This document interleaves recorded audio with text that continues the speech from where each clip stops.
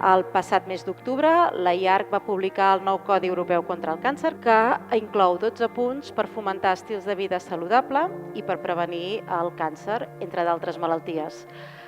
Un dels punts és eviteu l'exposició excessiva al sol i, per tant, avui el tema que ens ocupa és la protecció solar. En primer lloc, el que vull dir és que el sol és beneficiós. El sol s'ha de prendre i, a més, hi ha persones que per determinades malalties és convenient que el prenguin.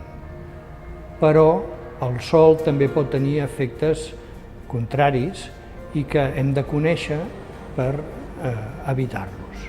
Els efectes més coneguts que pot produir el sol és que produeixi un envelliment de la pell, però també pot produir alguns problemes immediats en el moment de prendre-ho, com poden ser cremades, que a la llarga poden donar lloc a altres malalties, algunes d'elles greus, com pot ser alguns tipus de càncer.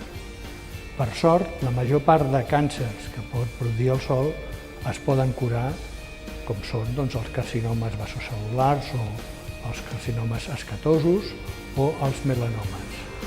Però és millor evitar que aquests es produeixin. I si es produeixen, diagnosticar-los ben a temps. ¿Las cremas de betacaroteno van bien para proteger antes de ir a tomar el sol? Para evitar lesiones por sol o por irradiación, pues a veces usamos estos productos de betacarotenos, pero en forma de ingesta, como medicamento. Y tiene también sus inconvenientes poner esto.